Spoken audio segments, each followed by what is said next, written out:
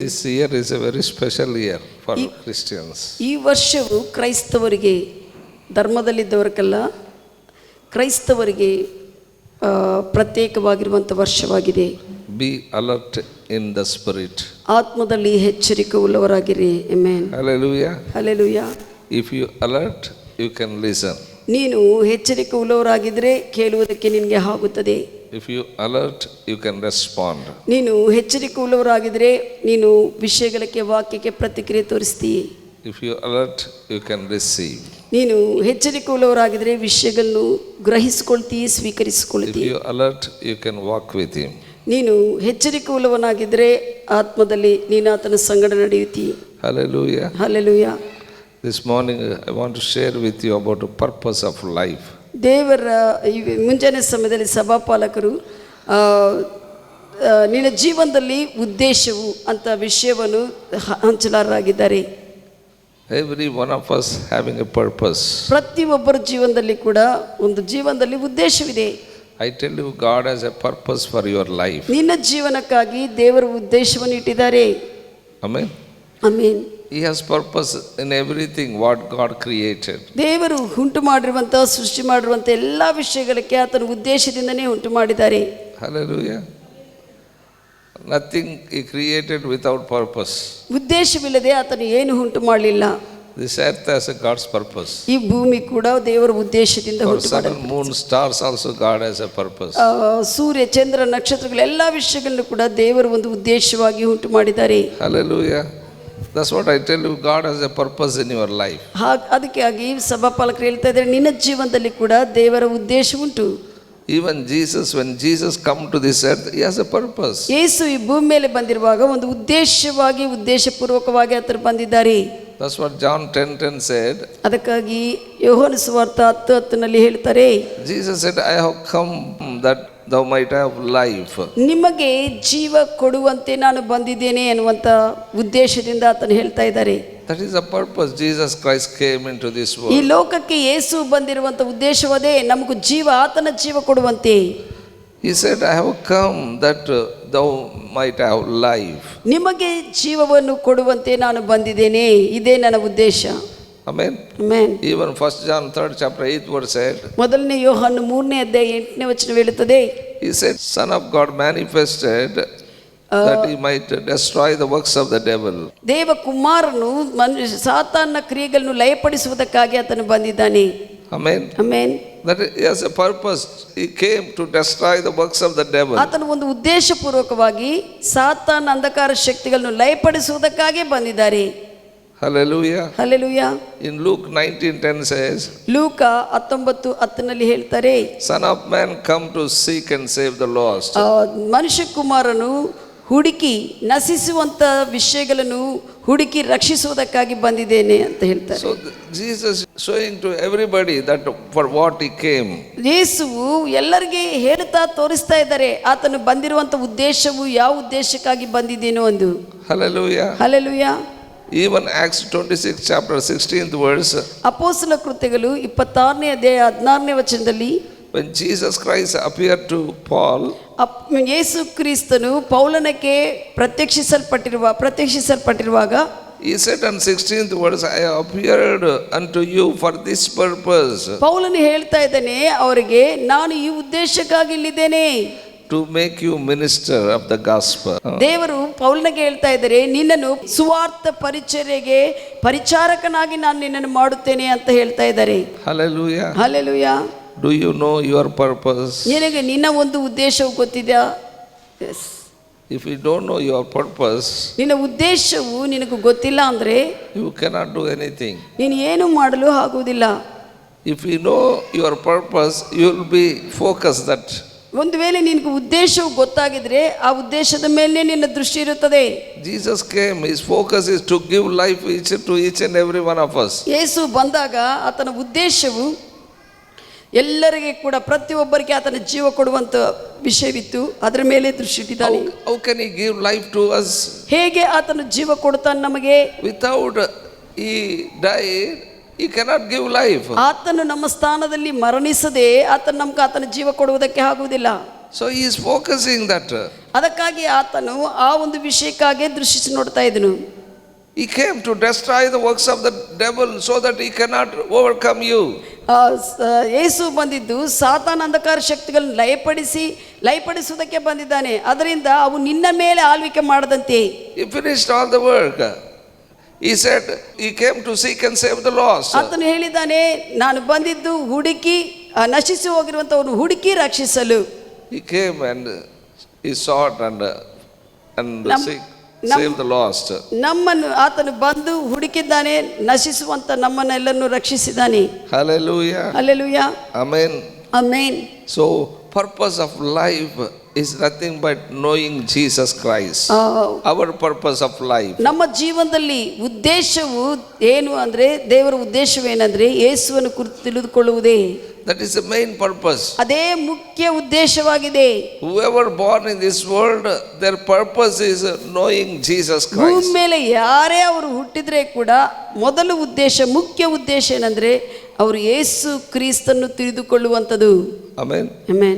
If you know Jesus Christ is the Lord of your life, ಯೇಸು ಕ್ರಿಸ್ತನು ನಿಮ್ಮ ಜೀವನಕ್ಕೆ ಕರ್ತನು ಒಡೆಯನಂತ ನೀನು ತಿಳ್ಕೊಂಡಿದ್ರೆ, that is the main purpose you came into this world. ಈ ಉದ್ದೇಶಕ್ಕಾಗಿ ನೀನು ಮುಖ್ಯ ಉದ್ದೇಶಕ್ಕಾಗಿ ಈ ಲೋಕಕ್ಕೆ ಬಂದಿದಿ. Otherwise, if you are not focused on that, I tell you, everything in this earth fades away. ಈ ಒಂದು ವೇಳೆ ಆ ಉದ್ದೇಶವನ್ನು ಬಿಟ್ಟು ಬೇರೆ ವಿಷಯಗಳೆಲ್ಲ ಮಾಡ್ತಾ ಇದ್ರೆ, ವಾಕ್ಯ ಹೇಳುತ್ತದೆ ಈ ಲೋಕದಲ್ಲಿ ಎಲ್ಲವೂ ಕೂಡ ಬಾಡಿ ಹೋಗುತ್ತದೆ, ಅಂತರಿಸಿ ಹೋಗುತ್ತವೆ. Many people in this world, they are not focusing the purpose, the main purpose of God in their lives. They are focusing something in this earth. ಅನೇಕರು ಈ ಭೂಮಿ ಮೇಲೆ ದೇವರು ತಮಗಾಗಿಟ್ಟಿರುವಂಥ ಉದ್ದೇಶದ ಮೇಲೆ ದೃಷ್ಟಿಸದೆ ಬೇರೆ ಸ್ವಂತ ಉದ್ದೇಶಗಳ ಮೇಲೆ ದೃಷ್ಟಿಸಿದ್ದಾರೆ. I tell you, everything in this world will fade away. ಈ ಹೇಳುತ್ತೇನೆ, ಭೂಮಿ ಮೇಲೆ ಎಲ್ಲಾ ವಿಷಯಗಳು ಗತಿಸಿ ಹೋಗುತ್ತವೆ. See the grass, ಹುಲ್ಲನ್ನು ನೋಡ್ರಿ, ಒಂದಿನ ಚೆನ್ನಾಗಿರ್ತದೆ, ಮತ್ತೆ ಅದು ಬಾಡಿ ಹೋಗುತ್ತದೆ. See the flower, ಹೂವನ್ನು ನೋಡ್ರಿ, that will not remain in the tree, that will fall down. ಅದು ಹಂಗೆ ಗಿಡದ ಮೇಲೆ ಹಾಗೆಯೇ ಇರುವುದಿಲ್ಲ, ಅದು ಕೆಳಗೆ ಬಿದ್ದು ಹೋಗುತ್ತದೆ. See the fashion of this world, that will perish. ಈ ಲೋಕದ ಎಲ್ಲಾ ವಿಷಯಗಳು ನೋಡ್ರೆ ಅವೆಲ್ಲ ಕೂಡ ನಾಶವಾಗುತ್ತವೆ. Even rich man also fades away. ಆ ಒಂದು ಐಶ್ವರ್ಯವಂತನಾಗಿ ಅನ್ಕೊಂಡಿರುವಂತ ಆತನು ಕೂಡ ಗತಿಸಿ ಹೋಗುತ್ತಾನೆ. Everything fades away. ಎಲ್ಲವೂ ಕೂಡ ಗತಿಸಿ ಹೋಗುತ್ತದೆ. Hallelujah. Hallelujah. Even man also go off from this world. ಈ ಸ್ಥಳವನ್ನು ಬಿಟ್ಟು ಮನುಷ್ಯನು ಕೂಡ ಬಿಟ್ಟು ಹೋಗಬೇಕಾಗುತ್ತದೆ. So the main purpose is knowing Jesus Christ. ಅದಕ್ಕಾಗಿ ಮುಖ್ಯ ಉದ್ದೇಶವು ದೇವರು ಕಲಿಸಿದ್ದೇನೆಂದ್ರೆ ಯೇಸು ಕ್ರಿಸ್ತನು ತಿಳಿದುಕೊಳ್ಳುವಂತೆ ಭೂಮಿ ಮೇಲೆ. Look at the history. ಇತಿಹಾಸವನ್ನು ನೋಡ್ರಿ. You can think about a history of great men and women. ನೀವು ದೊಡ್ಡ ಪುರುಷ ಸ್ತ್ರೀಯರ ಬಗ್ಗೆ ಇತಿಹಾಸದಲ್ಲಿ ನೀನು ಯೋಚಿಸುವಾಗ, when we see in the Bible, we see great men like Pharaoh. ನಾವು ವಾಕ್ಯದಲ್ಲಿ ನಾವು ನೋಡ್ತೀವಿ, ದೊಡ್ಡ ಇತಿಹಾಸದಲ್ಲಿ ಆತನು ದೊಡ್ಡ ರಾಜನು ಫರೋ ಇದ್ದಾನೆ, ಚಕ್ರವರ್ತಿ. He ruled the world. ಆತನ ಆ ಸಮಯದಲ್ಲಿ ಪ್ರಪಂಚವನ್ನೇ ಆಳ್ವಿಕೆ ಮಾಡಿದ್ದಾನೆ. But he gone. ಆದ್ರೆ ಆತನ ತನ್ನ ಅಲ್ಲಿ ಈ ಲೋಕವನ್ನು ಬಿಟ್ಟು ಹೋದನು. Now nobody remembering him. ಈಗ ಯಾರು ಕೂಡ ಆತನ ಪರಿಪಾಲನೆ ನೆನಪು ಮಾಡಿಕೊಳ್ಳುವುದಿಲ್ಲ. Even Nebuchadnezzar, he ruled the world. ನೆಬೂಕದ್ನೆಚ್ಚರ್ ರಾಜನು ಕೂಡ ಪ್ರಪಂಚವನ್ನು ಆಳ್ವಿಕೆ ಮಾಡಿದನು. But no one remembering. Only one time when we go for studies, that time they will ಯಾರು ಆತನ ಕುರಿತು ನೆನಪು ಮಾಡ್ಕೋದಿಲ್ಲ. ಯಾವ್ದನ್ನ ಓದಬೇಕಂದ್ರೆ ಅವಾಗ ಓದಿ ನೆನಪು ಮಾಡ್ಕೊಂತಾರಷ್ಟೇ. Even Cyrus also, Cyrus Persian king, Persia ರಾಜನು ಕೂಡ ಆತನು ಕೂಡ ಯಾರು ನೆನಪು ಮಾಡಿಕೊಳ್ಳುವುದಿಲ್ಲ. ಆತನು ಪ್ರಪಂಚವನ್ನು ಆಳ್ವಿಕೆ ಮಾಡಿದನು. But some people even not known his name. ಆದ್ರೆ ಕೆಲವರಿಗೆ ಈ ದಿನ ಕೂಡ ಆತನ ಹೆಸರು ಕೂಡ ಗೊತ್ತಿಲ್ಲ. Even some monarchs in the world. ಕೆಲವು ಚಕ್ರವರ್ತಿಗಳಿದ್ದಾರೆ ಪ್ರಪಂಚದಲ್ಲಿ. Caesar is a monarch. Caesar ಚಕ್ರವರ್ತಿಯಾಗಿ ಇದ್ದಾನೆ ಆತನು.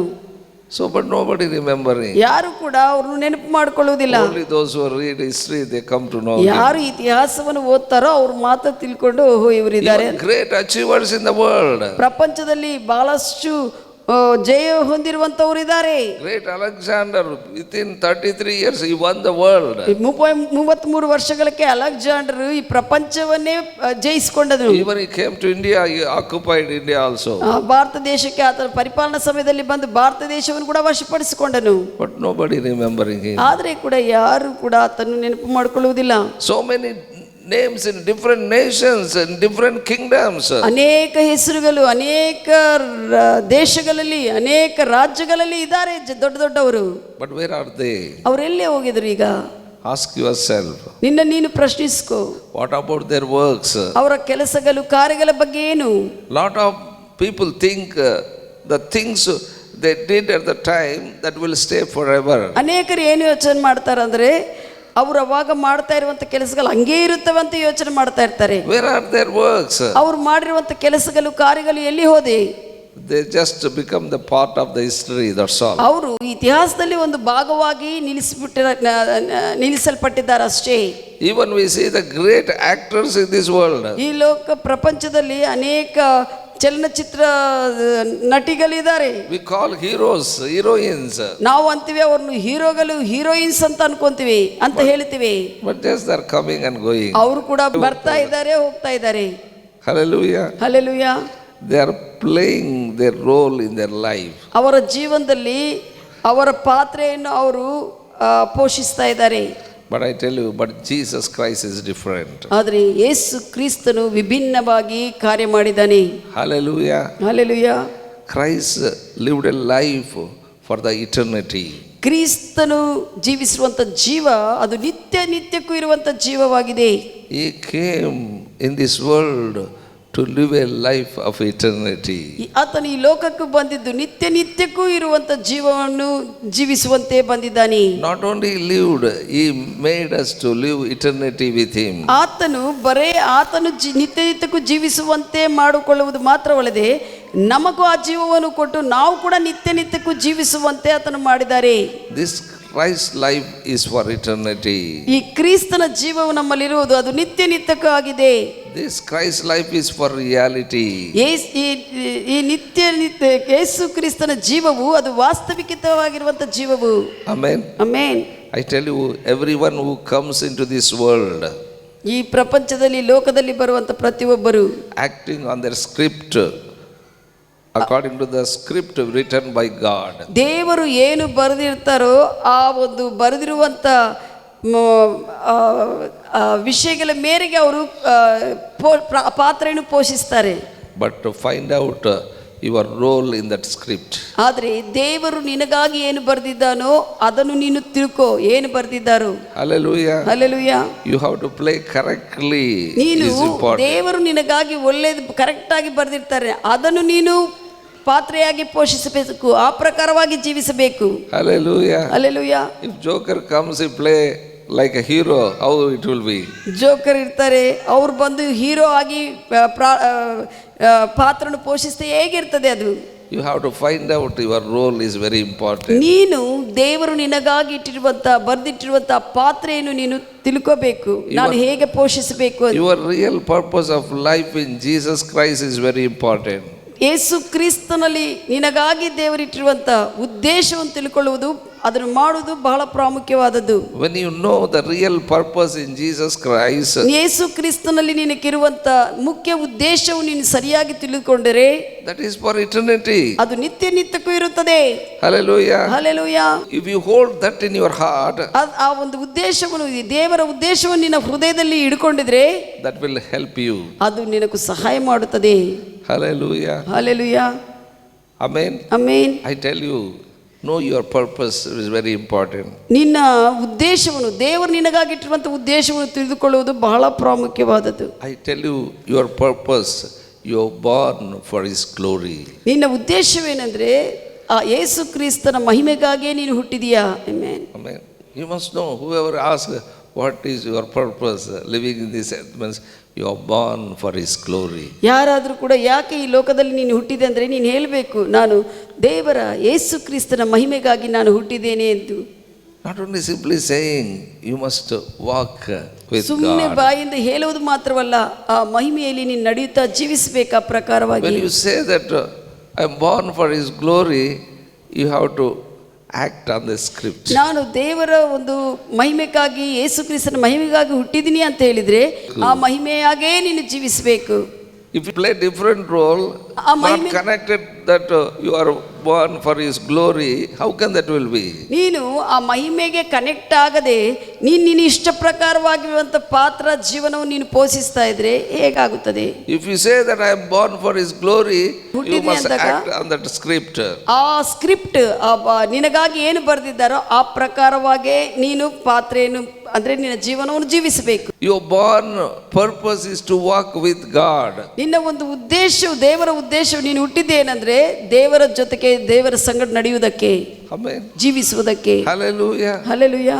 If you know your purpose, you will walk with God. ನಿನ್ನ ಉದ್ದೇಶವು, ದೇವರು ನಿನಗಾಗಿ ಇಟ್ಟಿರುವಂಥ ಉದ್ದೇಶವು ನೀನು ತಿಳ್ಕೊಂಡಿದ್ರೆ ದೇವರ ಸಂಗಡ ನೀನು ನಡೀತೀಯಾ? Not other life. ಇನ್ನೊಂದು ಜೀವನಕ್ಕೆ ಅಲ್ಲ. Hallelujah. Hallelujah. To walk with God, that is God's purpose in your life. ದೇವರೊಂದಿಗೆ ನಡೆಯುವುದು ಅದೇ ದೇವರ ಉದ್ದೇಶವು ನಿನ್ನಲ್ಲಿ. First thing, you are born for His glory. ಮೊದಲನೇದಾಗಿ ನೀನು ದೇವರ ಮಹಿಮೆಗಾಗಿ ಹುಟ್ಟಿದೀಯಾ. Second thing, you are to walk with God, you are born. ಎರಡನೇದಾಗಿ ನೀನು ದೇವರ ಸಂಗಡ ನಡೆಯುವುದಕ್ಕೆ ಆಗಿ ಅದೇ ದೇವರ ಉದ್ದೇಶವಾಗಿದೆಯಾ. The third thing, bring Him honor. ಮೂರನೇದು ಆತನಿಗೆ ಗೌರವ ತರುವಂತದಾಗಿದೆ ನೀನು. Hallelujah. ಅದಕ್ಕಾಗಿ ದೇವರ ಉದ್ದೇಶವು ನಿನ್ನಲ್ಲಿ ಆತನಿಗೆ ಗೌರವ ತರುವಂತದಾಗಿದೆ. Keep this always in your mind. ಯಾವಾಗಲೂ ನಿನ್ನ ಮನಸ್ಸಿನಲ್ಲಿ ಇದು ಹಿಡ್ಕೋ, ಆತನಿಗೆ ಗೌರವ ತರಬೇಕೆಂದು. This is God's purpose in my life. ಇದು ನನ್ನ ಜೀವನದಲ್ಲಿ ದೇವರ ಉದ್ದೇಶವೆಂದು. I live for His purpose only. ನಾನು ಆತನ ಉದ್ದೇಶಕ್ಕಾಗಿ ಜೀವಿಸ್ತೀನಿ ಅಂತೆ. I walk with God. ದೇವರೊಂದಿಗೆ ನಾನು ನಡೆಯುತ್ತೇನೆ. Whatever life I live, I bring honor to Him. ಯಾವ ಜೀವನ ಜೀವಿಸ್ತಾ ಇದ್ರು ಆ ಜೀವನದಿಂದ ದೇವರಿಗೆ ಗೌರವ ಬರಲಿ ಎಂದು. Amen. Amen. How many understood what I am saying? ಎಷ್ಟು ಜನರಿಗೆ ಅರ್ಥವಾಯಿತು ನಾನು ಹೇಳಿರುವಂಥ ವಿಷಯ? Don't play other script than this. ಈ ವಿಷಯಗಳನ್ನು ಬಿಟ್ಟು ಬೇರೆ ನಿನ್ನ ಸ್ವಂತ ಬರ್ಕೊಂಡಿರುವಂಥ ಜೀವನ ಜೀವಿಸಬೇಡ. Purpose of life is very important. ದೇವರ ಉದ್ದೇಶವು ಬಹಳ ಪ್ರಾಮುಖ್ಯವಾದದ್ದು. Amen. Amen. Hallelujah. Hallelujah. Second thing, ಎರಡನೇ ವಿಷಯ, giving priority to the word of God is very important. ದೇವರ ವಾಕ್ಯಕ್ಕೆ ಪ್ರಾಧಾನ್ಯತೆ ಕೊಡುವುದು ಬಹಳ ಮುಖ್ಯವಾದಂಥ ವಿಷಯ. Because this word of God, Bible, is for you. ಈ ವಾಕ್ಯವು, ಸತ್ಯವೇದವು ನಿನಗಾಗಿ ಕೊಡಲ್ಪಟ್ಟಿದೆ. For man it has given. ಇದು ಮನುಷ್ಯನಕ್ಕಾಗಿ ಕೊಡಲ್ಪಟ್ಟಿದೆ. Hallelujah. Hallelujah. There is no other way to live without the word of God. ದೇವರ ವಾಕ್ಯವನ್ನು ಬಿಟ್ಟು ಇನ್ನೊಂದು ಮಾರ್ಗವಿಲ್ಲ ಜೀವಿಸುವುದಕ್ಕೆ. Many people, they want to live their own. ಅನೇಕರು ದೇವರ ವಾಕ್ಯವನ್ನು ಬಿಟ್ಟು ತಮ್ಮ ಸ್ವಂತ ಮಾರ್ಗದಲ್ಲೇ ಜೀವಿಸ್ತಾರೆ. ನನ್ನ ಇಷ್ಟ ಹಾಗೆ ಜೀವಿಸುತ್ತೇನೆ. ನನ್ನ ಇಷ್ಟ, ನನಗೆ ನನ್ನ ಪ್ರಕಾರವಾಗಿ ಜೀವಿಸ್ತೇನೆ ಅಂತಾರೆ. No, you are not come here to live. ಆ ರೀತಿಯಲ್ಲಿ ಜೀವಿಸುವುದಕ್ಕೆ ಈ ಲೋಕಕ್ಕೆ ನೀನು ಬಂದಿಲ್ಲ. You came here to live as God given a script. ನೀನು ಈ ಲೋಕಕ್ಕೆ ಬಂದಿದ್ದು ದೇವರು ಏನು ಬರೆದಿದ್ದಾರೆ ನಿನ್ನ ಬಗ್ಗೆ ಆ ಪ್ರಕಾರವಾಗಿ ಜೀವಿಸುವುದಕ್ಕೆ ಬಂದಿದ್ದೀ. Without word of God there is no way to live. ದೇವರ ವಾಕ್ಯವನ್ನು ಬಿಟ್ಟು ಬೇರೆ ಮಾರ್ಗವೇ ಇಲ್ಲ ನೀನು ಜೀವಿಸುವಂತೆ. Tell to somebody, without word of God no way to live. ದೇವರ ವಾಕ್ಯವನ್ನು ಬಿಟ್ಟು ಬೇರೆ ಮಾರ್ಗವೇ ಇಲ್ಲ ನೀನು ಜೀವಿಸುವುದಕ್ಕೆ. Tell to somebody, word of God is for you. ದೇವರ ವಾಕ್ಯವು ನಿನಗಾಗಿ. Give priority to the word of God. ದೇವರ ವಾಕ್ಯಕ್ಕೆ ಪ್ರಾಧಾನ್ಯತೆಯನ್ನು ಕೊಡು. Hallelujah. ಹಲ್ಲೆಲೂಯಾ. ಮುಖ್ಯಸ್ಥನು ಕೊಡು. You live your life by the word of God. ನಿನ್ನ ಜೀವನವನ್ನು ವಾಕ್ಯಾನುಸಾರವಾಗಿ ಜೀವಿಸುವಂತೆ ಜೀವಿಸು. Living by the word of God is very important. ದೇವರ ವಾಕ್ಯ ಪ್ರಕಾರವಾಗಿ ಜೀವಿಸುವುದು ಬಹಳ ಪ್ರಾಮುಖ್ಯವಾದದ್ದು. Bible says just live by faith. ವಾಕ್ಯವೇ ಹೇಳುತ್ತದೆ, ನೀತಿವಂತನು ವಿಶ್ವಾಸದ ಮೂಲಕ ಜೀವಿಸ್ತಾನೆ. That means just man live by the word of God. ಅದನ್ನ ಅರ್ಥ, ನೀತಿವಂತನಾಗಿರುವಂತ ವ್ಯಕ್ತಿ ದೇವರ ವಾಕ್ಯವು ಏನು ಹೇಳ್ತದೋ ಆ ಪ್ರಕಾರವಾಗಿ ಜೀವಿಸ್ತಾನೆ. Always keep word of God and focus it and walk in according to that. ಯಾವಾಗಲೂ ವಾಕ್ಯವನ್ನು ಹಿಡ್ಕೋ, ಆ ವಾಕ್ಯವನ್ನೇ ದೃಷ್ಟಿಸು, ಆ ಪ್ರಕಾರವಾಗಿ ನಡಿ. Bible is a manual for man. ಮನುಷ್ಯನು ಹೇಗೆ ಜೀವಿಸಬೇಕು ಅನ್ನುವಂಥ ವಿಷಯಗಳನ್ನು ಎಲ್ಲ ಬರೆದಿರುವಂತ ಪುಸ್ತಕವೇ ಸತ್ಯವೇದವು Bible. Hallelujah. Hallelujah. If you want to be successful, follow the word. ನೀನು ಸಫಲತೆ ಹೊಂದಬೇಕಂತೆ, ನಿನ್ನ ಜೀವನದಲ್ಲಿ ಉತ್ತೀರ್ಣತೆ ಹೊಂದಬೇಕಂದ್ರೆ ದೇವರ ವಾಕ್ಯವನ್ನು ಹಿಂಬಾಲಿಸು. All the dot of man given in the word of God. ಮನುಷ್ಯನು ಹೇಗೆ ಜೀವಿಸಬೇಕು ಎಲ್ಲ ಕೂಡ ವಾಕ್ಯದಲ್ಲಿ ಬರೆಯಲ್ಪಟ್ಟಿದೆ. That's what I tell you. Go to the word of God. That is a man's manual. ಆ ದೇವರ ವಾಕ್ಯಕ್ಕೆ ಹೋಗ್ರಿ, ಯಾಕಂದ್ರೆ ಇದು ಮನುಷ್ಯನ ಮ್ಯಾನ್ಯುವಲ್, ಹೆಂಗೆ ನಡೆಸಬೇಕು ಅನ್ನುವಂಥದ್ದು ಬರೆಯುವಂಥ ವಿಷಯ. Living by the word of God is very important. ದೇವರ ವಾಕ್ಯದಿಂದ ಜೀವಿಸುವುದು ಬಹಳ ಪ್ರಾಮುಖ್ಯವಾದದ್ದು. Amen. Amen. I tell you, because we are coming nearer of Lord Jesus Christ coming. ನಾವು ಯೇಸು ಕ್ರಿಸ್ತನ ಬರುವಣಿಗೆ ಹತ್ತಿರವಾಗಿ ಹೋಗ್ತಾ ಇದ್ದೇವೆ. If you are not doing according to the word of God, you may left here only. ವಾಕ್ಯ ಪ್ರಕಾರವಾಗಿ ಜೀವಿಸದೆ ಆ ಪ್ರಕಾರವಾಗಿ ಮುಂದೆಗೆ ಹೋಗದೇ ಇದ್ರೆ ಇಲ್ಲೇ ಬಿಡಿಸಲ್ಪಡುವಂತ ಅವಕಾಶವಿದೆ. That's what I tell you. Don't live as you like. ಅದಕ್ಕಾಗಿ ನಿಮಗೆ ಇಷ್ಟ ಬಂದಂಗ ನೀವು ಜೀವಿಸುವುದಕ್ಕೆ ಹೋಗಬೇಡ್ರಿ. You may have lot of desires. ನಿಮಗೂ ಅನೇಕ ಆಶೆಗಳಿರಬಹುದು. Fleshly desires. ಶಾರೀರಿಕವಾದಂತ ಆಶೆಗಳು ಬಹಳಷ್ಟು ಇರಬಹುದು. Your own thinking. ನಿನ್ನ ಸ್ವಂತ ಆಲೋಚನೆಗಳಿರಬಹುದು. Keep aside everything. ಎಲ್ಲ ವಿಷಯಗಳನ್ನು ಬಗಿಲಿಗೆ ಇಡು. Focus only His word. ಈ ವಾಕ್ಯವನ್ನೇ ನೀನು ದೃಷ್ಟಿಸು. Because Lord Jesus Christ coming is very nearer. ಯಾಕಂದ್ರೆ ಕರ್ತನ ಬರುವಣಿಗೆ ಬಹಳಷ್ಟು ಹತ್ತಿರವಾಗಿದೆ.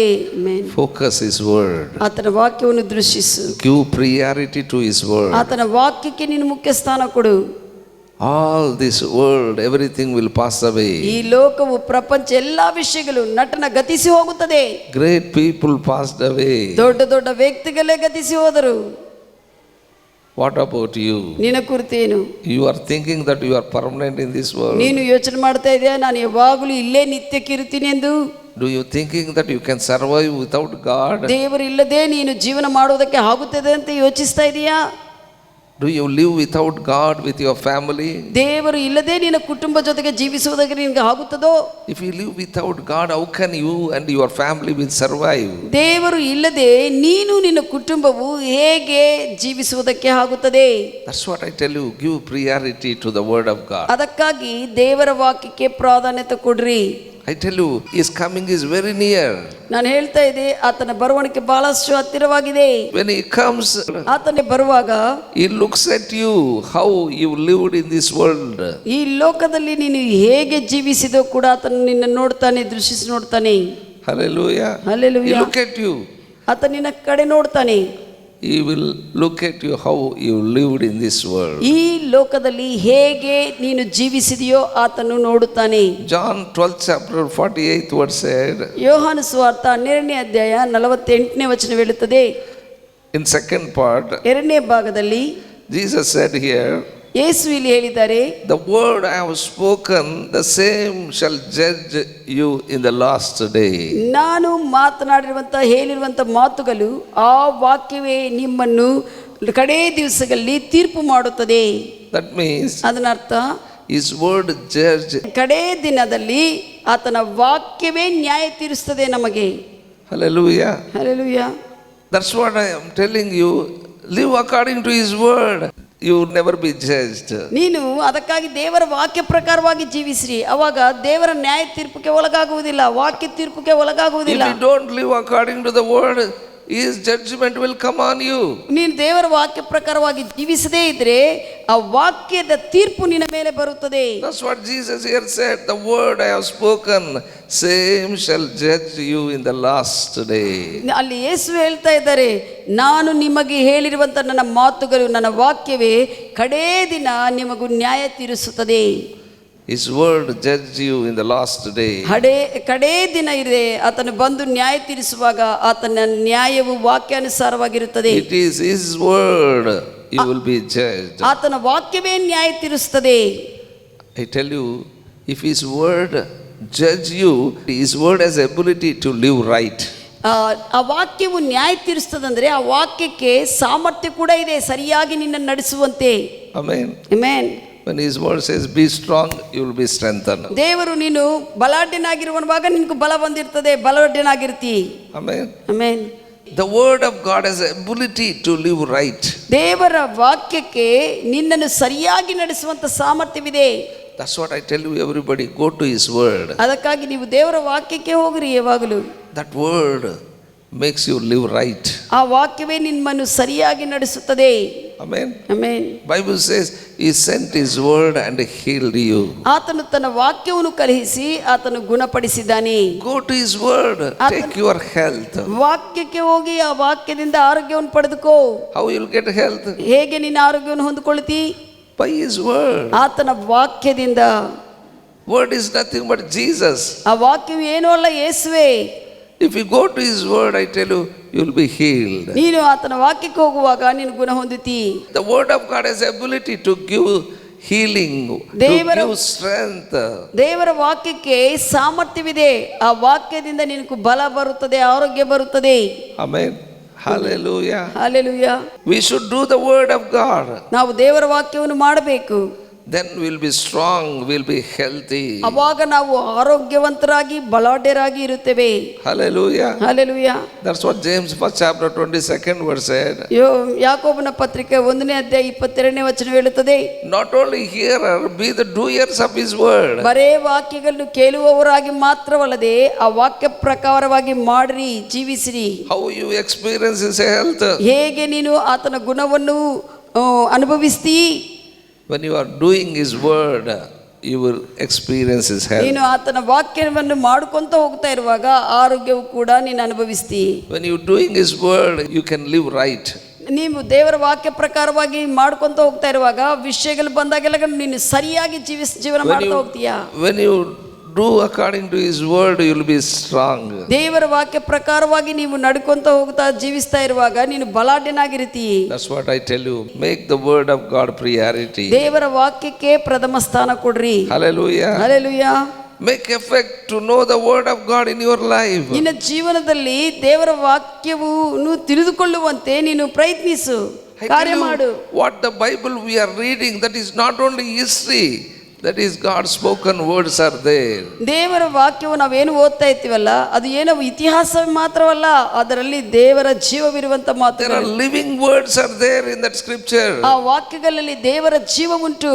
There are mysteries, there are revelation, there are secrets of God is there in that word of God. ರಹಸ್ಯಗಳು, ಮರ್ಮಾರ್ಥಗಳು, ಗೂಢಾರ್ಥಗಳು, ದೇವರ ಎಲ್ಲಾ ವಿಷಯಗಳ ತನ್ನ ವಾಕ್ಯದಲ್ಲಿದೆ.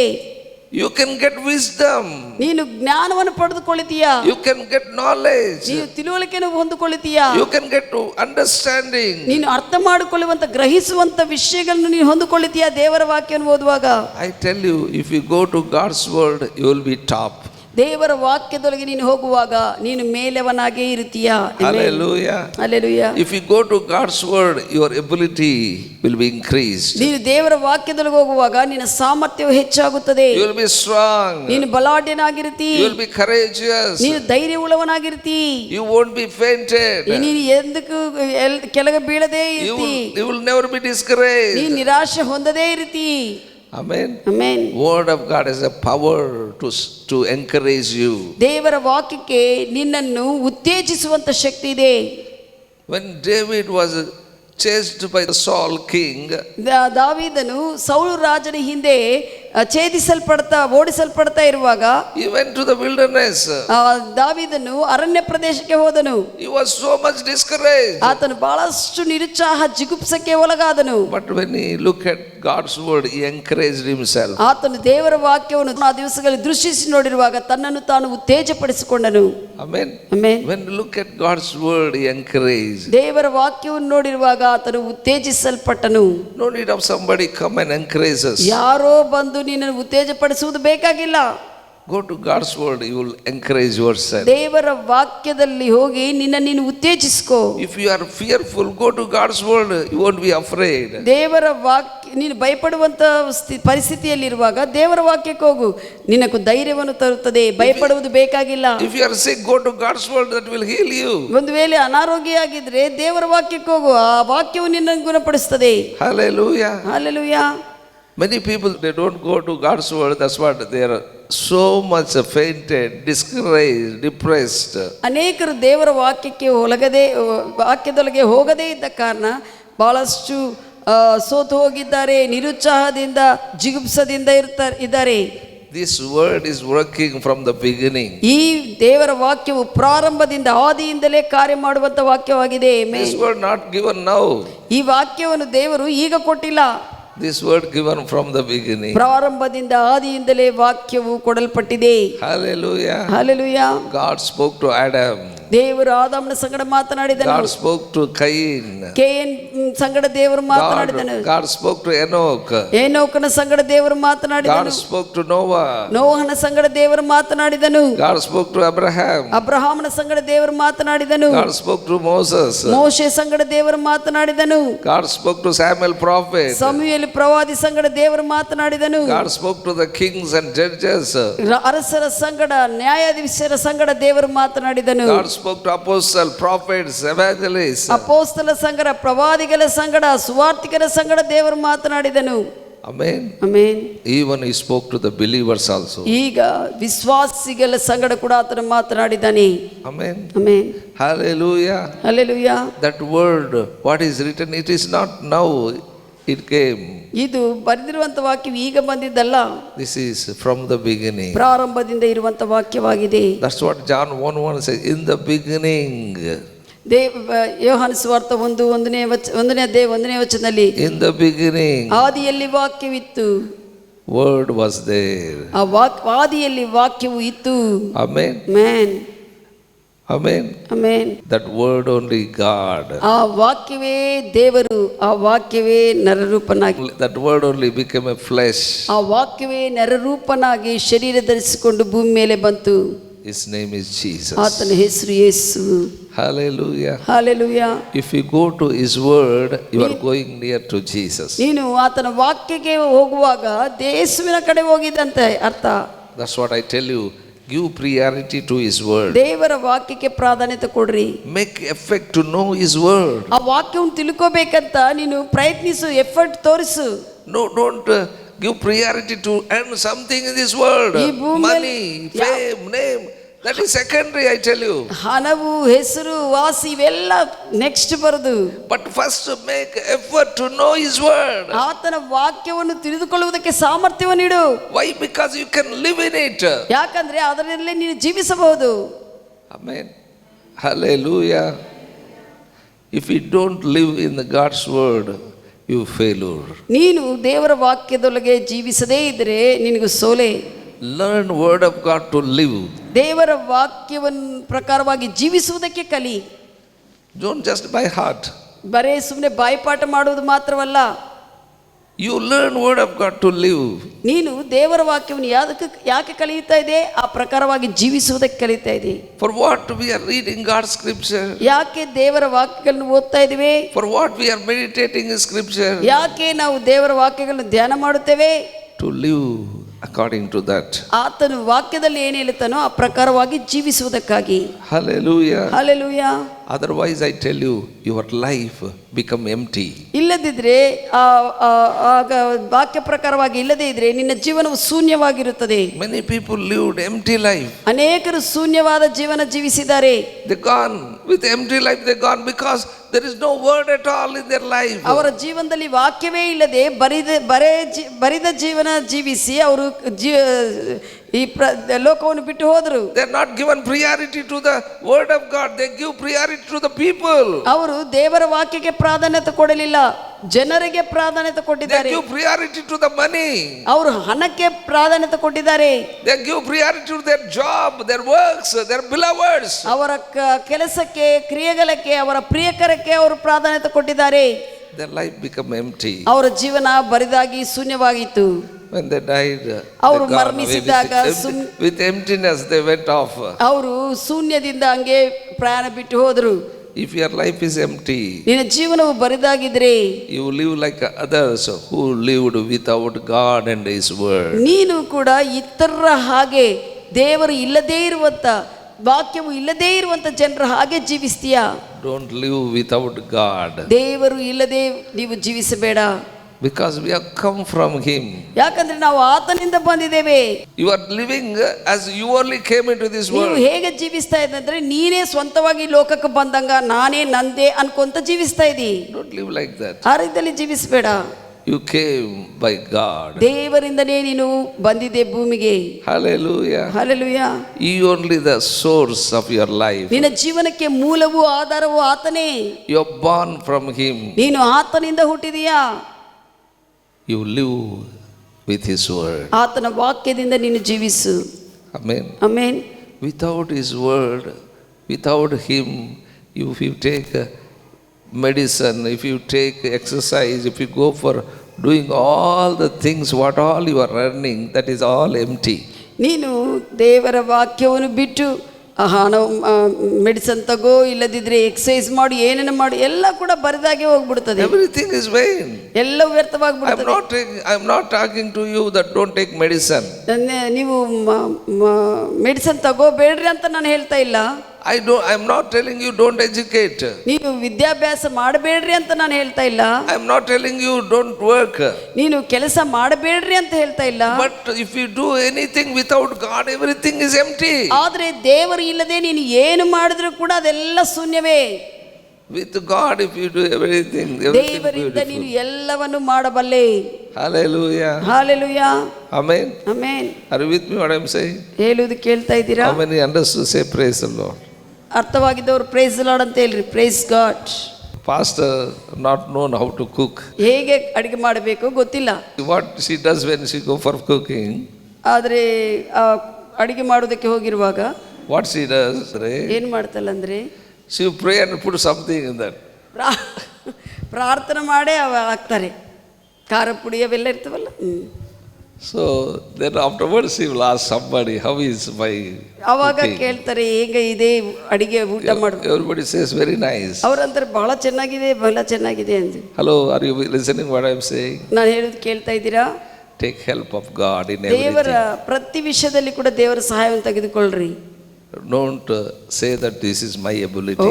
ಇದು ನನ್ನ ಸಾಮರ್ಥ್ಯ, ನನಗೆಲ್ಲ ಗೊತ್ತಂತ ಯೋಚಿಸಬೇಡ.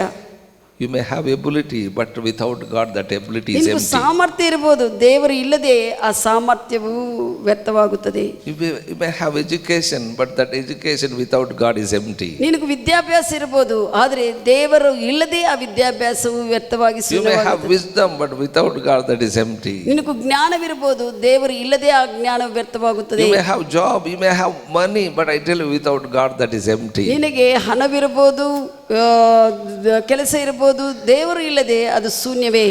Don't live empty life. ಶೂನ್ಯವಾದ ಜೀವನ ಜೀವಿಸಬೇಡ್ರಿ. Whatever you do, give priority to God. ಏನೇ ಮಾಡು ನೀನು ದೇವರಿಗೆ ಪ್ರಾಧಾನ್ಯತೆ ಕೊಡು, ವಾಕ್ಯಕ್ಕೆ ಪ್ರಾಧಾನ್ಯತೆ ಕೊಡು. When you get up early morning, say that Lord, this life is from Thee.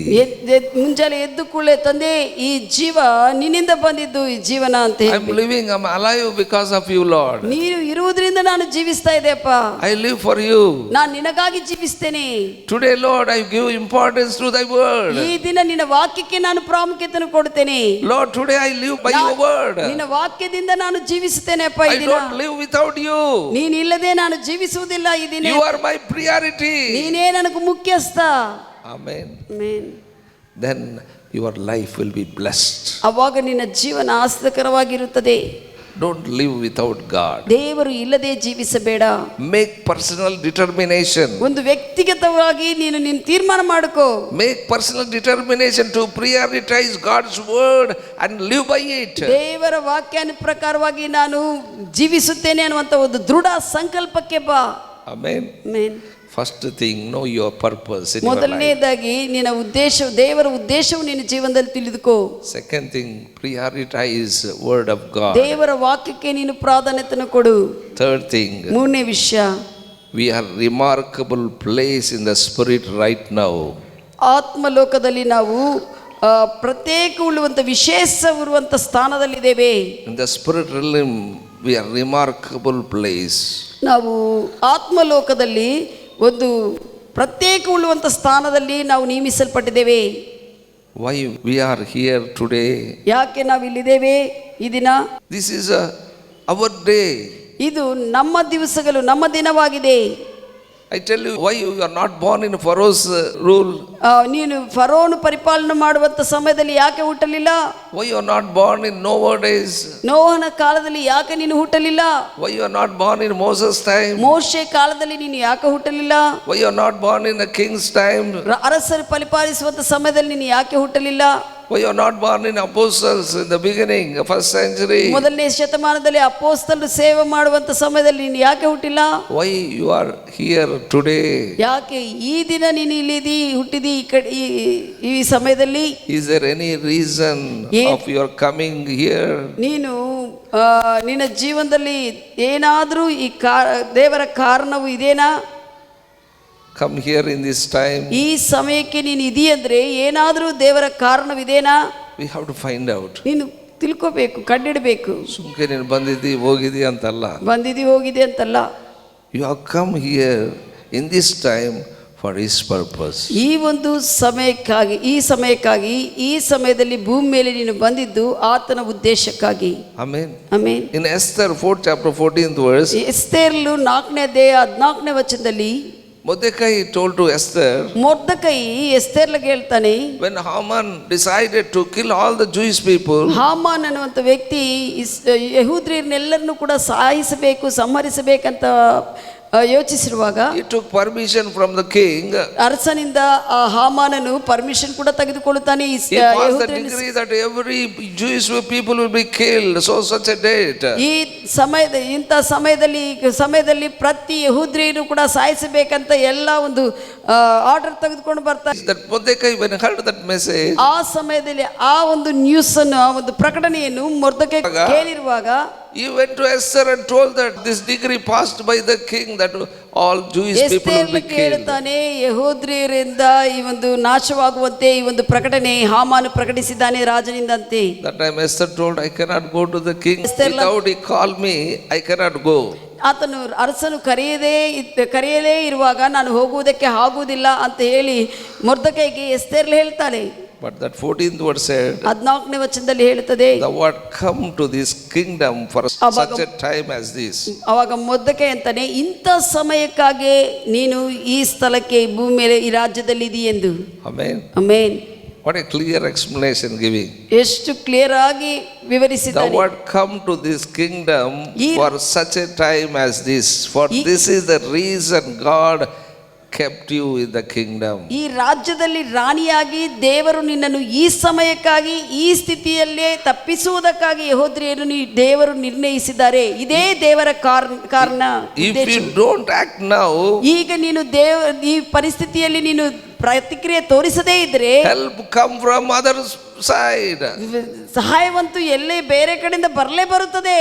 But you and your family will be perished. ಆದರೆ ನೀನು ನಿನ್ನ ಕುಟುಂಬವು ನಾಶವಾಗುತ್ತೀರಿ.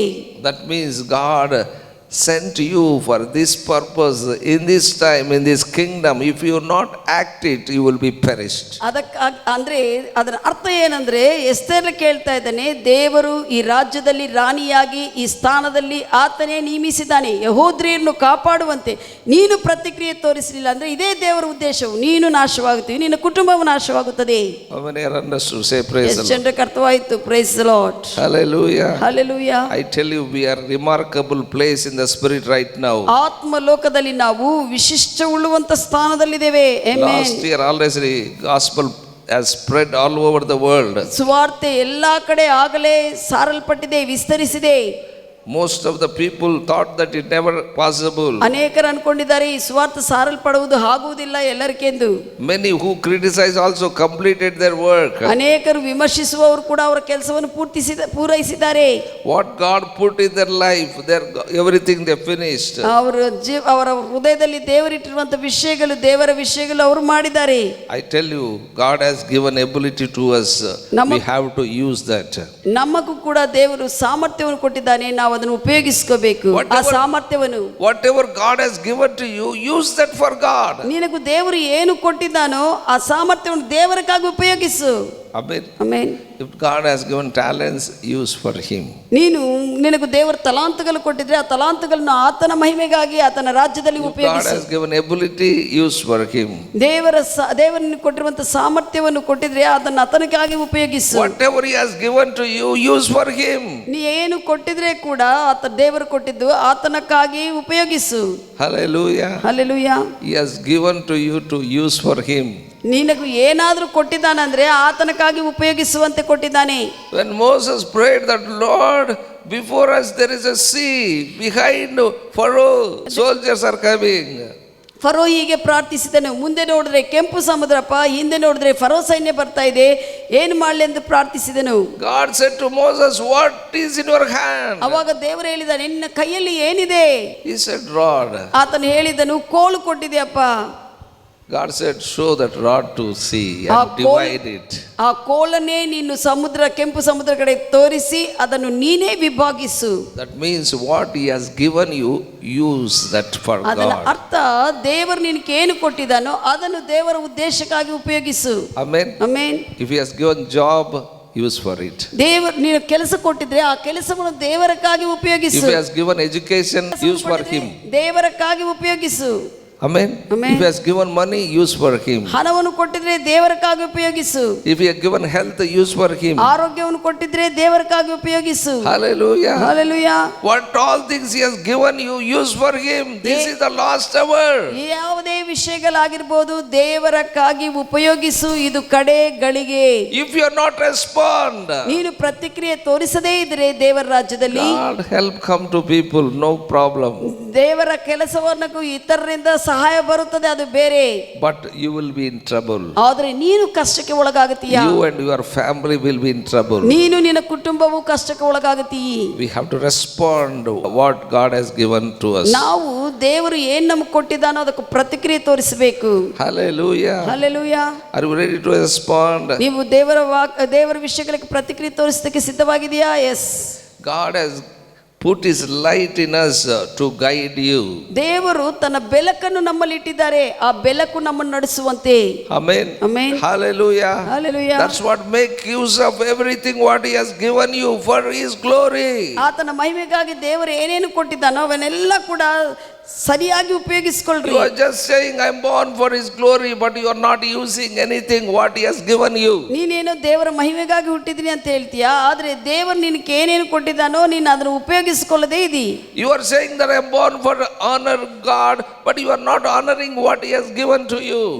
ನೀನೇನು ಹೇಳ್ತೀಯಾ, ನಾನು ದೇವರನ್ನು ಗೌರವ ಕೊಡುವಂತೆ ಹುಟ್ಟಿದೀನಿ ಅಂತ, ಆದ್ರೆ ನೀನು ದೇವರು ಕೊಟ್ಟಿರುವಂತ ವಿಷಯಗಳನ್ನು ಉಪಯೋಗಿಸಿ ಗೌರವವನ್ನು ನೀನು ತರ್ತಾ ಇಲ್ಲ. He has put a light in you to guide you. ನಿನ್ನಲ್ಲಿ ಬೆಳಕನ್ನು ಇಟ್ಟಿದ್ದಾರೆ, ಆ ಬೆಳಕು ನಿನ್ನನ್ನು ನಡೆಸುವಂತೆ. Bible says, John 1st chapter 9th verse, ಯೋಹಾನ ಸುವಾರ್ತೆ 1ನೇ ಅಧ್ಯಾಯ 9ನೇ ವಚನ ಹೇಳುತ್ತದೆ, this is the true light. ಇದೇ ಸತ್ಯವಾದ ಬೆಳಕು. Lighteth every man who comes into this world. ಈ ಲೋಕಕ್ಕೆ ಬರುವಂತ ಪ್ರತಿ ಒಬ್ಬರನ್ನು ಬೆಳಕಿಸುವಂತ ಬೆಳಕು ಇದು. Jesus Christ is a true light. ಯೇಸುವೇ ಸತ್ಯವಾದ ಬೆಳಕು.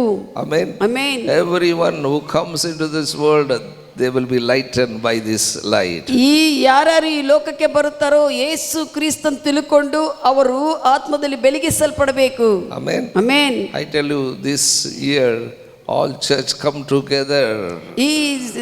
ಈ ವರ್ಷದಲ್ಲಿ ಸಾರ್ವತ್ರಿಕ ಸಭೆ ಎಲ್ಲ ಕೂಡ ಒಂದಾಗಿ ಸೇರುತ್ತದೆ. Mighty things are going to happen. ದೊಡ್ಡ ದೊಡ್ಡ ವಿಷಯಗಳು ಆಗುತ್ತವೆ. Amen. Amen. Hallelujah. Hallelujah. This is the key for what is next. Next ಮತ್ತೆ ಇರುವಂತ ವಿಷಯಗಳಿಗೆ ಇದೇ ಒಂದು ಬೀಗದ ಚಾವಿ ಆಗಿದೆ. This time we are received extra time. ಈ ಸಮಯವು ನಾವು ಅದನವಾಗಿ ಹೆಚ್ಚಾಗಿ ಎಕ್ಸ್ಟ್ರಾ ಟೈಮ್ ತೆಗೆದುಕೊಂಡಿದ್ದೇವೆ, ಕೊಡಲ್ಪಟ್ಟಿದೆ ನಮಗೆ. We are enter into extra time. ನಮಗೆ ದೇವರು ಎಕ್ಸ್ಟ್ರಾ ಟೈಮ್ ಕೊಟ್ಟಿದ್ದಾರೆ. ಈಗ Actually preaching the gospel time finished last year only, 31st. ಸುವಾರ್ತೆ ಸಾರುವಂತ ಸಮಯವು ಡಿಸೆಂಬರ್ 31ನೇ ತಾರೀಕಿಗೆ ಮುಗಿಸಲ್ಪಟ್ಟಿದೆ ಎಲ್ಲಾ ಜನರಿಗೆ. Company provide some work for 8 hours to do that work. ಒಂದು ವೇಳೆ company some production you have to give. ಏನಾದರೂ ಎಂತ ಟಾಸ್ಕ್ ಕೆಲಸ ಮಾಡಿ ಇಂತ ಉತ್ಪನ್ನ ಮಾಡಬೇಕಂತ ಸಮಯ ಕೊಟ್ಟಿದ್ರೆ, when that work not finished, ಆ ಒಂದು ಕೆಲಸ ಪೂರ್ತಿ ಆಗಲಿಲ್ಲ ಅಂದ್ರೆ they will give you extra time to complete that work. ಆ ಕೆಲಸ ಮಾಡೋದಕ್ಕೆ ಇನ್ನೂ ಎಕ್ಸ್ಟ್ರಾ ಟೈಮ್ ಕೊಡ್ತಾರೆ ಅವರು. But work is only 8 hours. ಆದರೆ ಕೆಲಸ ಮಾಡೋದು 8 ತಾಸೇ. But because work not finished, they give extra time. ಸಮಯ ಅಂದ್ರೆ ಆ ಕೆಲಸ ಮುಗಿಸದೇ ಇದ್ದ ಕಾರಣ ಎಕ್ಸ್ಟ್ರಾ ಟೈಮ್ ಕೊಟ್ಟಿದ್ದಾರೆ. The same way, already finished gospel preaching of this world, that work, the time has finished. ಹಾಗೆಯೇ ಈ ಒಂದು ಸುವಾರ್ತೆ ಸಾರುವಂತ ಎಲ್ಲರಿಗೆ ಸಾರಲ್ಪಡುವಂತ ವಿಷಯ ಮುಗಿಸಲ್ಪಟ್ಟಿದೆ ಸಮಯವು. But we entered extra time. ಆದರೆ ನಾವು ಇನ್ನು ಅದನ್ನಪ್ಪು ಸಮಯದಲ್ಲಿ ಸೇರಿದ್ದೇವೆ. That may be 1 hour, that may be 2 hours, that may be 4 hours. ಅದು ಒಂದು ತಾಸಾಗಿರ್ಬೋದು, 2 ತಾಸಾಗಿರ್ಬೋದು, 3 ತಾಸಾಗಿರ್ಬೋದು. But we have to accomplish everything what given task. ಆದರೆ ದೇವರು ನಮಗೆ ಏನಿಟ್ಟಿದ್ದಾರೋ ಆ ಟಾಸ್ಕ್ ಅನ್ನು ನಾವು ಪೂರೈಸಬೇಕು. Amen. Amen. Lot of people not discussing coming of the Lord Jesus Christ. ಅನೇಕರು ಯೇಸು ಕ್ರಿಸ್ತನ ಬರುವಣಿಗೆ ಬಗ್ಗೆ ಚರ್ಚಿಸುತ್ತಾ ಇಲ್ಲ. Many are thinking that Jesus is not coming soon. ಅನೇಕರು ಯೋಚಿಸ್ತಾ ಇದ್ದಾರೆ ಯೇಸುವು ಬೇಗನೆ ಬರುವುದಿಲ್ಲ ಎಂದು. But I tell you what exactly Jesus said, it will be done. ಆದರೆ ಯೇಸು ಖಚಿತವಾಗಿ ಇರುವಂತ ಈ ವಿಷಯವು ಈಗ ಆಗುತ್ತದೆ.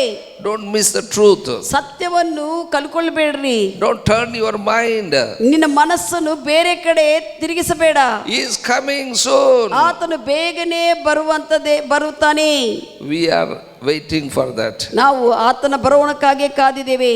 Hallelujah. Hallelujah. I tell you, process already started long ago. ಬಹಳಷ್ಟು ಸಮಯ ಹಿಂದನೆ ಈ ಪ್ರಕ್ರಿಯೆ ಬರುವಂತ ಪ್ರಕ್ರಿಯೆ ಪ್ರಾರಂಭವಾಗಿದೆ. Suddenly catching away the church will happen. ಅಕಸ್ಮಾತ್ ಆಗಿ ಸಭೆ ಮೇಲಕ್ಕೆ ಎತ್ತಲ್ಪಡುವುದುಂಟು. It will happen suddenly. ಅಕಸ್ಮಾತ್ ಆಗಿ ಇದು ನಡೆಸಲ್ಪಡುತ್ತದೆ. It is very close. ಇದು ಬಹಳಷ್ಟು ಹತ್ತಿರವಾಗಿದೆ. This world belongs to Jesus Christ. ಈ ಲೋಕವು ಯೇಸುವಿಗೆ ಸಂಬಂಧಿಸಲ್ಪಟ್ಟಿದೆ. If you like it or not, this will happen. ಇದು ನಿನಗೆ ಇಷ್ಟ ಇರಲಿ ಇಷ್ಟ ಆಗದೇ ಇರಲಿ ಆಗುವುದು, ಇದು ಆಗುತ್ತದೆ. ಪಾಸ್ಟರ್ ಹೇಳಿದ್ರೆ ನಂಬೋದಿಲ್ಲಪ್ಪ, ನೀನು ನಂಬಲಾದ ಗೀಡು, ದಿಸ್ ವಿಲ್ ಹ್ಯಾಪನ್. ಪಾಸ್ಟರ್ ಹೇಳಿದ್ರು ನಾನು ನಂಬೋದಿಲ್ಲ, ನಂಬಲಾರ್ದಂಗಿರು, ಆದ್ರೆ ಇದು ಆಗುತ್ತದೆ. Hallelujah. Hallelujah.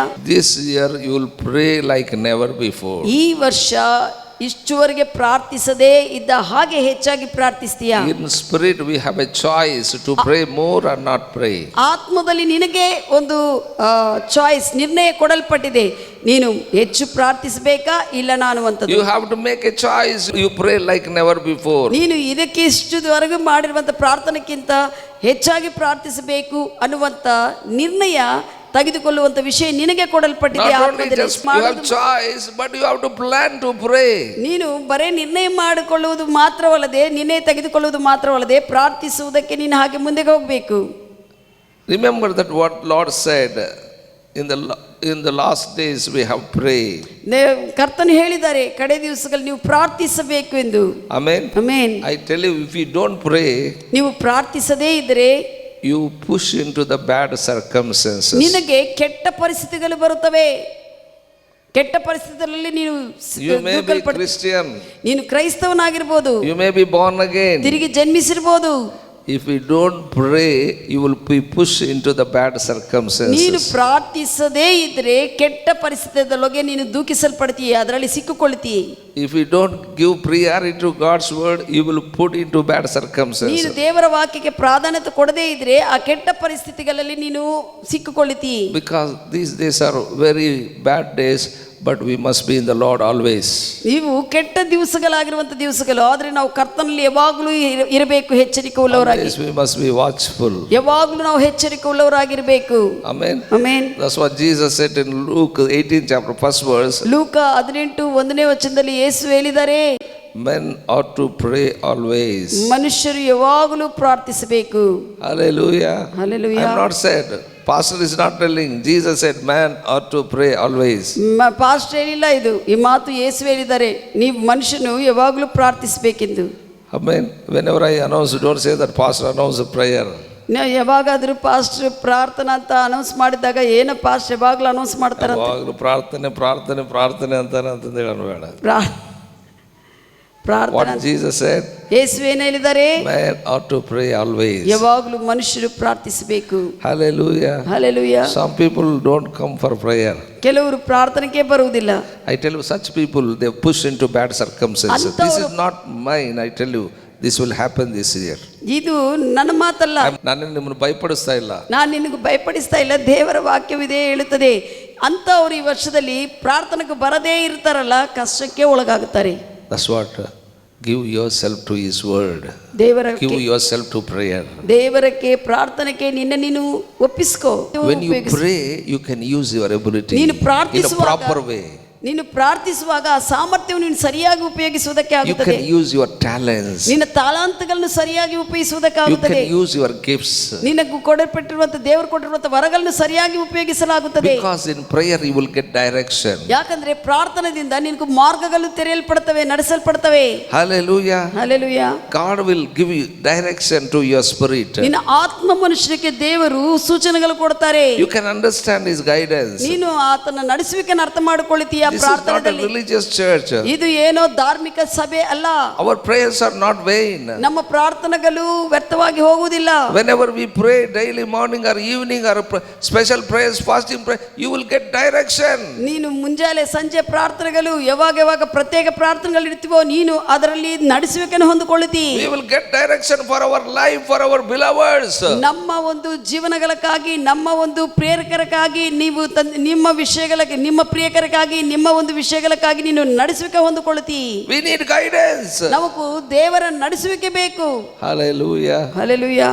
I tell you, pray without ceasing. Always man ought to pray. ಮನುಷ್ಯರು ಯಾವಾಗಲೂ ಪ್ರಾರ್ಥಿಸಬೇಕು, ಬೇಸರಗೊಳ್ಳದೆ ಪ್ರಾರ್ಥಿಸಬೇಕು. Are you ready to pray? ಪ್ರಾರ್ಥನೆ ಮಾಡುವುದಕ್ಕೆ ಸಿದ್ಧವಾಗಿದ್ದೀರಾ? You have to choose to pray more. ನೀನೇ ನಿರ್ಣಯ ಮಾಡ್ಕೋಬೇಕು, ಆರಿಸ್ಕೋಬೇಕು, ನಾನು ಹೆಚ್ಚಾಗಿ ಪ್ರಾರ್ಥಿಸ್ತೇನೆ ಎಂದು. Amen. Amen. This 14th we are kept fasting prayer. This 14th. ಈ 14ನೇ ತಾರೀಕು ಫಾಸ್ಟಿಂಗ್ ಪ್ರೇಯರ್, ಉಪವಾಸ ಪ್ರಾರ್ಥನೆ ಇಡ್ತಾ ಇದ್ದಾರಂತೆ ಸಭಾಪತಿ. ಫಾಸ್ಟ್ ಇನ್ನೊಂದು ಹಾಕಿದ್ರಪ್ಪ ಅಂತ ಮತ್ತೆ ಇನ್ನೊಂದು ಹಾಕ್ರಪ್ಪ, ಫಾಸ್ಟ್ ಇನ್ನೊಂದು ಹಾಕಿದ್ದಾರೆ ಉಪವಾಸ ಪ್ರಾರ್ಥನೆ. That is for me, that is for you. ಅದು ಆ ಉಪವಾಸ ಪ್ರಾರ್ಥನೆ ನನಗೆ ನಿಮಗೆ ಅಂತ ಹೇಳ್ತಾ ಇದ್ದಾರೆ. That is protect myself, protect you. ನನ್ನನ್ನು ಕಾಪಾಡಿಕೊಳ್ಳುವುದಕ್ಕೆ, ನಿನ್ನನ್ನು ಕಾಪಾಡಿಕೊಳ್ಳುವುದಕ್ಕೆ. Amen. Amen. You come that prayer. ಆ ಒಂದು ಪ್ರಾರ್ಥನೆಗೆ ಬರ್ರಿ. Because Jesus said man ought to pray always. ಯಾಕಂದ್ರೆ ಮನುಷ್ಯನು ಯಾವಾಗಲೂ ಪ್ರಾರ್ಥಿಸಬೇಕಂತ ದೇವರು ಹೇಳಿದ್ದಾರೆ. We have to choose to pray more. ನಾವು ಆರಿಸ್ಕೋಬೇಕು, ಹೆಚ್ಚಾಗಿ ಪ್ರಾರ್ಥಿಸಬೇಕು. Not only fasting prayer, choose pray more in your daily ನಾವು basis. ಏನು ಫಾಸ್ಟಿಂಗ್ ಪ್ರೇಯರ್ದಲ್ಲೇ ಅಲ್ಲ, ಪ್ರತಿದಿನ ಆರಿಸಿಕೊಳ್ಳ್ರಿ, ಹೆಚ್ಚಾಗಿ ನಾನು ಪ್ರಾರ್ಥಿಸಬೇಕೆಂದು. Give priority to His word. ನಿನ್ನ ವಾಕ್ಯಕ್ಕೆ ಪ್ರಾಧಾನ್ಯತೆ, ದೇವರ ವಾಕ್ಯಕ್ಕೆ ಪ್ರಾಧಾನ್ಯತೆ ಕೊಡ್ರಿ. Know the purpose of your life. ನಿನ್ನ ಜೀವನಕ್ಕೆ ದೇವರ ಉದ್ದೇಶವನ್ನು ತಿಳಿದುಕೊಳ್ಳ್ರಿ. Live by the word of God. ದೇವರ ವಾಕ್ಯ ಪ್ರಕಾರವಾಗಿ ಜೀವಿಸ್ರಿ. You yourself give to the prayer. ನೀನು ದೇವರ ಸನ್ನಿಧಿಯಲ್ಲಿ ಪ್ರಾರ್ಥನೆಗೆ ಒಪ್ಪಿಸ್ಕೋ. You will know when you are going to be raptured. ನಿನಗೂ ಅವಾಗ ಗೊತ್ತಾಗುತ್ತದೆ ಯಾವಾಗ ಮೇಲಕ್ಕೆ ಸಭೆ. Don't say that, but like a pagans, who knows is coming. ಈ ರೀತಿಯಲ್ಲಿ ನೀನು ಏನು ಪ್ರಾರ್ಥನೆ ಹಿಂಗ ಆತ್ಮೀಯವಾಗಿ ಸಹವಾಸ ಇಲ್ಲದೆ ಇದ್ರೆ ನೀನು ಈಗ ಹೇಳ್ತೀಯ ಅನ್ಯ ಜನರ ಹಾಗೆ, ಯಾರಿಗೂ ಗೊತ್ತಪ್ಪ ಆ ಮೇಲಕ್ಕೆ. Jesus himself told that only Father knows. ಯೇಸುವೇ ಹೇಳಿದಾರಲ್ಲ, ತಂದೆ ಒಂದಕ್ಕೆ ಗೊತ್ತಾಯಿತು ಅಂತ. I tell you, when Elijah raptured, he knows perfectly date. ಏಲಿಯಾ ಪ್ರವಾದಿ ಎತ್ತಲ್ಪಡುವಾಗ ತನಗೆ ಗೊತ್ತಾಯಿತು ಖಚಿತವಾಗಿ ಯಾವ ದಿನ ಇರುತ್ತದೆ. He told Elisha, today I am lifting up, you stay here only. ಎಲೀಷಾಗೆ ಹೇಳಿದ್ದಾನೆ ಏಲಿಯಾ ಪ್ರವಾದಿ, ನಾನು ಈ ದಿನ ಎತ್ತಲ್ಪಡ್ತಾ ಇದೆ, ನೀನು ಇಲ್ಲೇ ಇರು ಎಂದು. Amen. Amen. 50 prophets also, they told to Elisha prophet, today your master is going to be lifted up. Why you are going along with him? You stay here. Elishah ಪ್ರವಾದಿ ಸಂಗಡ 50 ಜನ ಪ್ರವಾದಿಗಳು ಕೂಡ ಅವ್ರಿಗೆ ಗೊತ್ತಿದೆ ಏಲಿಯಾ ಪ್ರವಾದಿ ಎತ್ತಲ್ಪಡ್ತಾನೆ ಈ ದಿನ ಎಂದು. ಅದಕ್ಕಾಗಿ ಅವ್ರು ಹೇಳ್ತಾ ಇದ್ದಾರೆ, ಯಾಕೆ ಅವ್ರ ಸಂಗಡ ಹೋಗ್ತಾ ಇದೆ, ಈಗ ನೀನು ಇಲ್ಲೇ ಇರು ಅಂತ ಹೇಳಿದರು. But Elisha told, I know that he is going to be lifted up, but I will follow him. Elishah ಪ್ರವಾದಿ ಅವಾಗ ಹೇಳಿದ್ದಾನೆ, ನನಗೆ ಗೊತ್ತಿದೆ ಏಲಿಯಾ ಪ್ರವಾದಿ ಎತ್ತಲ್ಪಡುವುದು ಉಂಟು ಎಂದು, ನಾನು ಅದನ್ನು ಹಿಂಬಾಲಿಸ್ತೇನೆ ಎಂದು. When you come for prayers, I tell you, your spirit will be guided by Holy Ghost. ನೀನು ಪ್ರಾರ್ಥನೆಗೆ ಬರುವಾಗ ನಿನ್ನ ಆತ್ಮನು ಆ ಪವಿತ್ರ ಆತ್ಮ ದೇವರಿಂದ ನಡೆಸಲ್ಪಡ್ತೀ. You will accurately know about you, your family, about your church, about your rapture. ನಿನ್ನ ಕುರಿತು, ನಿನ್ನ ಕುಟುಂಬ ಕುರಿತು, ಸಭೆ ಕುರಿತು, ಮೇಲಕ್ಕೆ ಎತ್ತಲ್ಪಡೋದು ಕುರಿತು ನಿನಗೆ ಗೊತ್ತಾಗುತ್ತದೆ ಪ್ರಾರ್ಥನೆಯಲ್ಲಿರುವಾಗ. Amen. Amen. God bless you. ದೇವರು ನಿಮ್ಮನ್ನು ಆಶೀರ್ವದಿಸಲಿ.